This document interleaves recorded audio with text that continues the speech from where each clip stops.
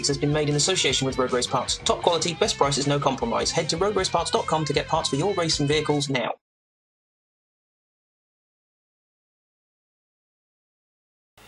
Hello and welcome to a new episode of Velocity Kinetics. There's no real theme this week, much like the previous video I put up, which is all about small economical engines in big luxury cars, but they work or not. It's an open-ended debate, but we'll leave that one aside for today. Just a general discussion about F1 in general, really. It's just after the Monza Grand Prix. Fantastic job for Williams. I'm pretty damn happy about what happened for them, the 3-4.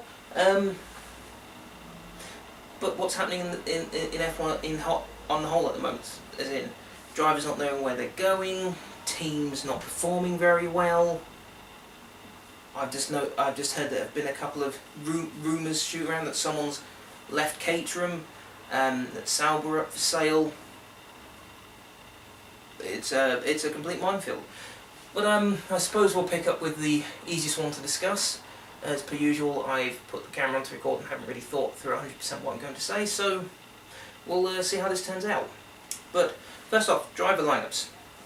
Williams have just announced today that they're keeping Bottas and Massa, which is a formidable lineup, or based on so far the season, it is a formidable lineup.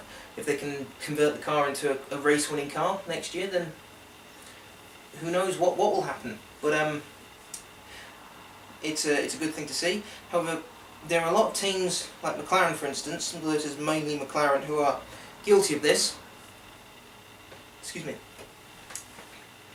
sort of refusing to acknowledge driver lineup and saying, oh, we can wait. Like, no you can't.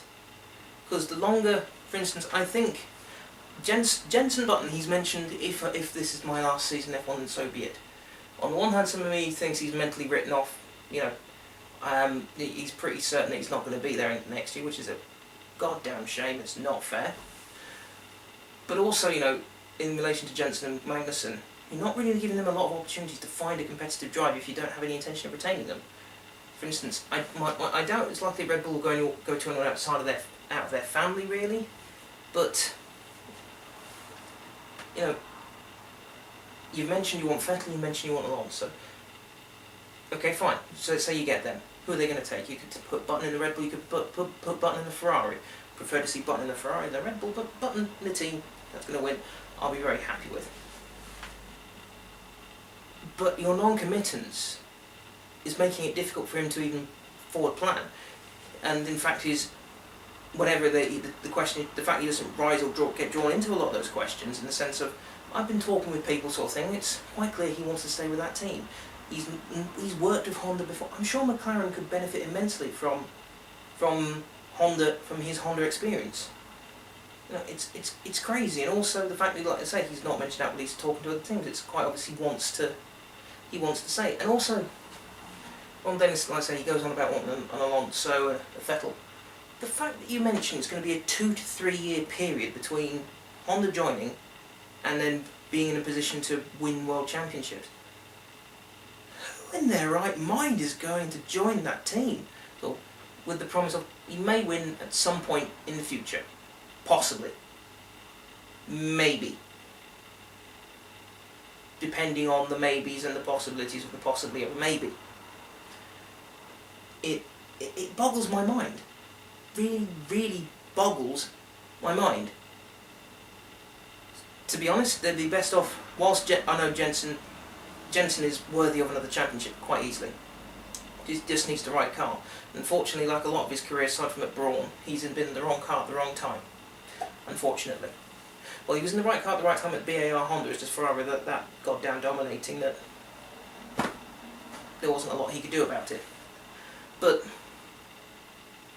they'd be best off, at the very least, keeping their driver lineup so they don't have to so the team's still nice and closely knit, and they've just got to get used to the Honda engine and whatever they decide to design the car around, or the car's like next year. So, that would be beneficial for McLaren, or to at least keep Jenson and get another experienced driver in, like a Hülkenberg or a Vettel. Not sure how Jenson and Vettel would get on, but that would be the sort of experienced driver lineup that they could need. I mean, it doesn't take a genius to work out that when Button and Hamilton were together, that was a brilliant driver lineup. and their car has been the most competitive it's been for quite a while. Says a hell of a lot there. But yeah, the driver lineup, the driver market is annoying because Alonso 1 minute is, I'm not going anywhere. I'm staying at Ferrari. But I will be happily seen coming out of the Red Bull motorhome and not quite drawn into talks to McLaren. Vettel, McLaren have offered me this, have they? Have McLaren offered me this? I really don't know, sort of thing. Like, for God's sake. The one thing I can say I think is going to happen. We're not going to know Jack until too late, which could be too late for Button to get a decent drive. Could be too late for Magnussen to get his head out of his own arse. But who knows? And I say that because I'm not a massive fan of Magnussen. To me, the whole reason of Magnussen being in Formula 1 is simply to embarrass Jenson Button's performances, to try and sort of embarrass him into retirement. Which, Ron Dennis, you're better than this. That's it in a nutshell. Moving on, teams performances. Sauber this far through the season, and no points. Now, it's a question that Grace from the Fan Formula Project has mentioned and asked people to make their opinions on, which I have done for a Fan Formula entry. Join that project, find them on Twitter at F1 Fan Formula, get involved, submit it, either via your reply tweets or submit it via a YouTube video, but either way, get involved. But it's a good question. What the hell is wrong with that team? What the hell is wrong with another team like Lotus, who were last year like, Grosjean's going to win a race. Raikkonen could be a long shot for the championship. And the Lotuses are at the back. Again. The Lotus is broken down. Again. Oh, the Sauber, it's... we're not bothered. We don't even know where they are. We're playing Game Boy instead, sort of thing. It's, what the hell has gone wrong with those two teams, particularly Sauber? Sauber used to be a good team for someone who was experienced but didn't want to leave F1 to sort of ride out their final days. It was a good place to bring in newbies. It was sort of a brilliant, it was a slightly more successful version of the Jordan operation, in the sense that it was more consistent. Granted, Jordan has race wins and Sauber doesn't. Well, Jordan had race wins and Sauber hasn't. But the fact that they're a little more consistent, you know, what the hell has happened to them? The driver lineup is not the best. It's Sauber. They could get stronger driver than Sutil. They could certainly get a better driver than Gutierrez, Bruno Senna, Karim Chandok, or Al Jaswari. Basically, get some of the form. What they need, what F1 needs really, is to get a lot of the Formula E people back in. A friend of mine on Facebook mentioned this. A lot of the F1, he's like, a lot of the Formula E people, ex-F1 drivers. This is odd. Actually, they're still pretty damn good drivers, like Al Jaswari, Bruno Senna, Karim Chandok, Buemi. They're all pretty good drivers. They'd be better than bringing in some of these half beard growable, half puberty finished, you know, whatever these too young these drivers are a little too young. We'll get onto that point in a minute. But yeah, Lotus and Sauber. Be nice if they could have not quite a Brawn GP resurrection, because I think that was a one-time very special thing. It could happen again, I guess. But to me, that one was just a one-time thing. I probably won't see another one of those in my lifetime, pretty much, if Formula 1 remains going for my lifetime. But well, who knows? On to the subject of drivers. Max Verstappen has been signed, who's only 17. Now, again on Facebook with the same friend I mentioned a minute ago, we had a couple of good jokes on there. Someone had mentioned, obviously in Formula E there is a Virgin Racing, referring to Virgin being in there under the brand Virgin Racing. However, I went and then when they commented, no, we're going to get one in Formula 1 next year as well, called Max Verstappen, which is probably very true. In the sense that, well, we won't go down that path. Suffice it to say, there's going to be an awkward moment on the grid in the Toro Rosso where he's going to be speaking to his race engineer, and then they're going to be this, girls suddenly become more interesting. Do we need to have that talk? Should we go to the paddock and play a little bit of football and talk about problems you're having at school, and why girls are a little more interesting than what they once were? Do you like that fit girl?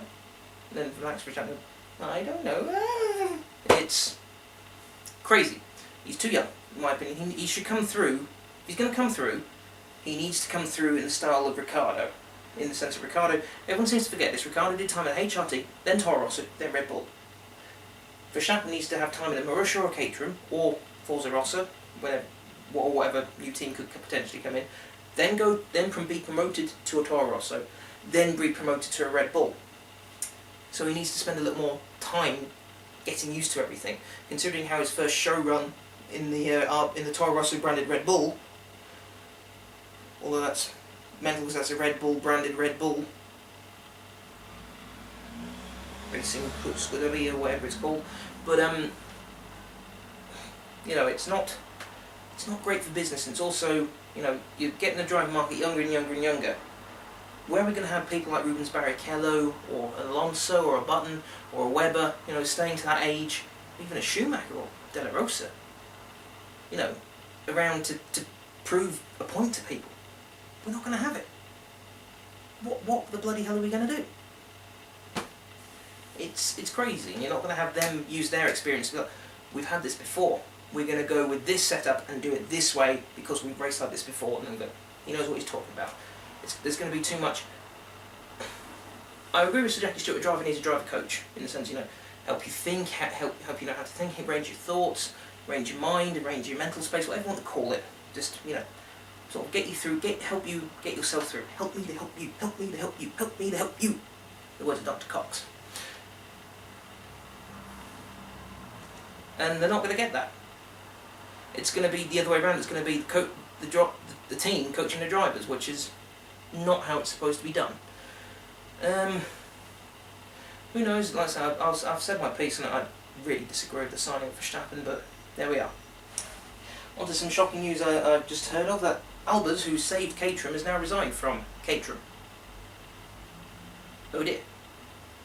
Perhaps he didn't like the canteen. Who knows? But it's crazy that he put all this time and effort into saving Caterham to then resign. Now, in the resignation I saw, don't know if it was genuine or not, it was just sort of a twit pic thing, and someone could have taken a screenshot of a Word document, squeezed it all down, taken it right at the time when the cursor hat would stop flashing with the mouse right off the screen, so who knows. But if the press release I saw is true, it's because he wants more time with his family. But I'll be honest, I cannot believe he didn't think that pulling Caterham out of the shite that they're in was going to be a quick job and an easy job. It's just not possible. And, you know, it's mental. And then further on from that, I've heard a few rumours that there might only be 8 teams on the grids shortly. Where the hell are we going to get teams like Minardi, like Jordan, the Grand Prix, what's his name? Grand Prix Diary? GP Diary, I think he's called. Can't remember his name off the top of my head, what his Twitter handle is, but he made a fantastic point that you need those sort of teams. That's how people cut their teeth. You perform well in a Minardi and everyone, watch him, he's gonna go places. That's how you should come in. You shouldn't. I disagree with the way Lewis Hamilton came through into F1 straight into a McLaren. I disagree with the way Magnussen's come in straight into a McLaren. No, considering everyone else had to put up with a crap vehicle and then go up the ranks. F1 needs a Marussia, it needs a Caterham, it needs a Minardi, it needs a Jordan, it needs a Toro Rosso. If we don't have those, how are you going to gauge the true talent of the new drivers? How? And you're not also going to get some places where you're not going to have teams where you could get a more experienced driver just be put out to stud before they quit, like De La Rosa, for instance, or Karthikeyan. Well, Karthikeyan, I'm not really sure what he was thinking of. But, you know, you're not going to get a place where someone could ride out a little bit, you know, a season or two, last season or two in their Formula 1 career. Maybe a bit like Damon Hill in Jordan. Help them get them forward, help them get their first one too, but then altogether left the sport and retired. If we don't have that, what the hell's going to happen? 3-car teams? Customer cars? Customer cars I'll be more open to, in the sense that someone provides you the chassis, someone provides you the rolling kit, but you put the bodywork on it, you don't just respray it. That's about as far as I would go with a customer car.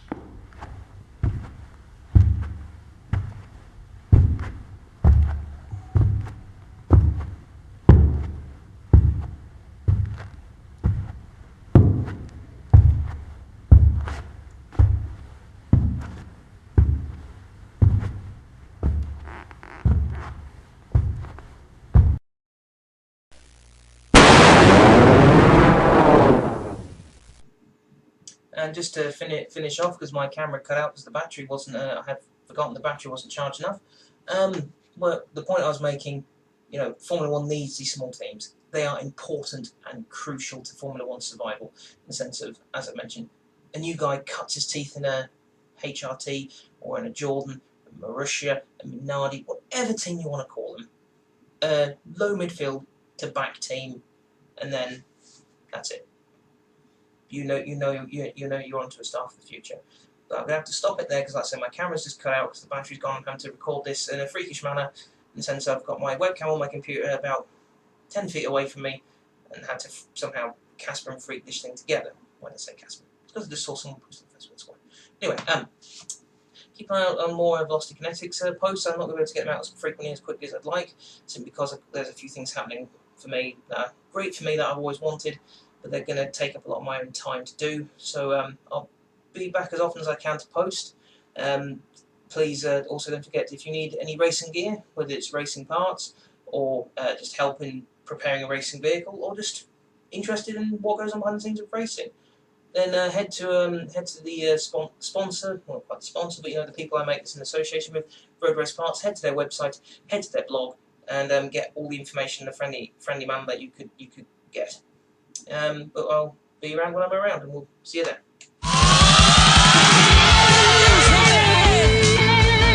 Velocity Kinetics has been made in association with Road Race Parts. Top quality, best prices, no compromise. Head to roadraceparts.com to get parts for your racing vehicles now.